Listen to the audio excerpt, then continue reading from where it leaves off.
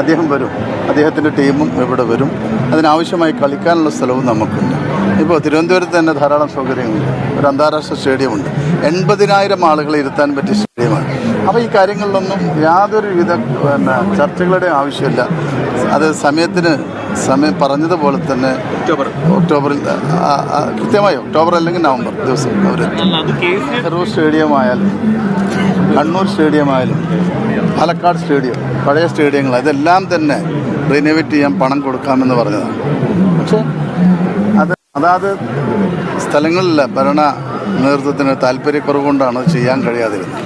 ഇപ്പോൾ കോട്ടയത്ത് തന്നെ ഏറ്റവും നല്ലൊരു സ്റ്റേഡിയം പണിയുന്നുണ്ട്. ബഹുമാനപ്പെട്ട ഫാസിൽ മിനിസ്റ്ററുടെ നേതൃത്വത്തിലാണ് അതിൻ്റെ പരിപാടി നടന്നു വരുന്നത്. അത് ഉടൻ തന്നെ ഒരു വർഷത്തിനുള്ളിൽ അത് പൂർത്തീകരിക്കും. ഈ കാര്യത്തിൽ ആർക്കും ഒരു സംശയമാണ്.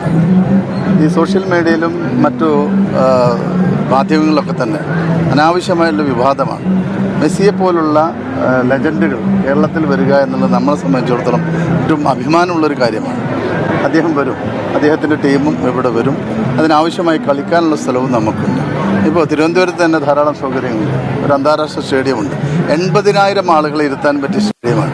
അപ്പോൾ ഈ കാര്യങ്ങളിലൊന്നും യാതൊരു വിധ ചർച്ചകളുടെ ആവശ്യമില്ല. അത് സമയം പറഞ്ഞതുപോലെ തന്നെ ഒക്ടോബറിൽ കൃത്യമായി ഒക്ടോബർ അല്ലെങ്കിൽ നവംബർ ദിവസം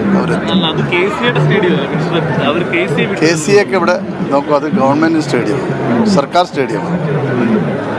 ശരി. ഇപ്പോൾ ബോംബെ വെങ്കട സ്റ്റേഡിയം ക്രിക്കറ്റ് മാത്രം കളിക്കുന്നതാണ്.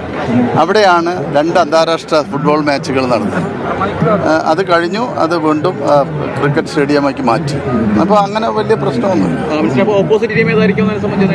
അതൊക്കെ തരാം, ഒരാഴ്ച കഴിയട്ടെ. ഈ കാര്യത്തിൽ ഇത്തരം ഒരു ചർച്ചയ്ക്ക് ആവശ്യമില്ല. സ്പോർട്സ് ആണ്, സ്പിരിറ്റാണ്.